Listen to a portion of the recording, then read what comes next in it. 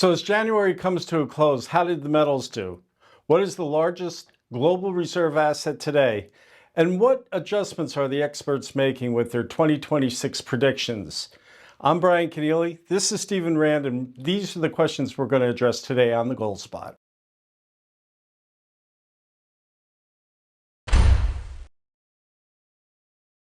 Yeah, Brian, it's been a historic moment for precious metals.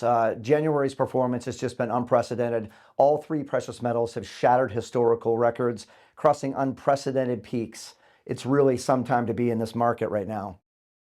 Now, as we record this, gold is currently sitting at $5,600 per ounce.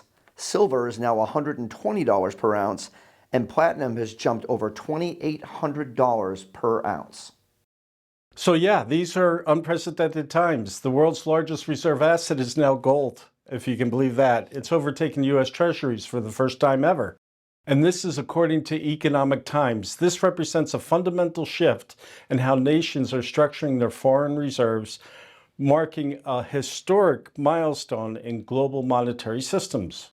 So what's remarkable, Brian, is that the skeptical fund managers and the mega bank analysts aren't calling for corrections.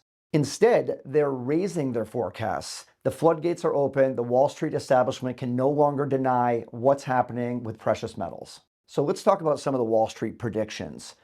Deutsche Bank in Germany, the long-run story is really about monetary regimes, inflation shocks, and investor cycles is what they're saying.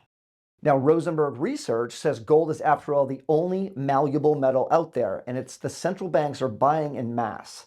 And the diversification process is in the middle innings of the ballgame from their perspective.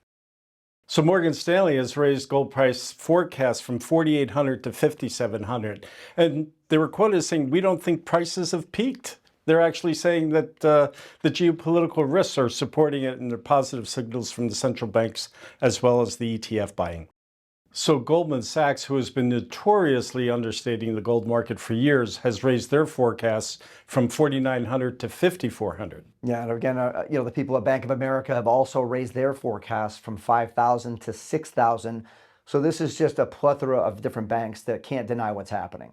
And lastly, BMO raised their forecast from $4,600 to $6,350, and then said $8,650 by the fourth quarter of 2027. But it wasn't just gold they were talking about. They also mentioned silver as well, saying that it should be $160 an ounce by the end of this year and $220 by the end of next year. So the consensus is clear. This isn't just a bubble that's ready to pop. It's a structural shift in the global financial system, and we're only in the middle innings of this thing. We know that so many of you are looking to get involved in this, but you just don't know where to start. Well, there's good news. We've got your back. Click the link below for our Rookie Mistakes Guide. It's full of ideas and new information that'll be very helpful.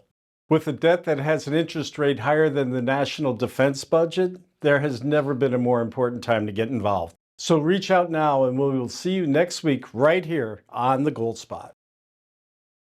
If you enjoyed today's Gold Spot, like or subscribe to both our YouTube and Rumble channels. Also, comment below if you have any questions or if you'd like to hear us talk about a specific topic in a future video.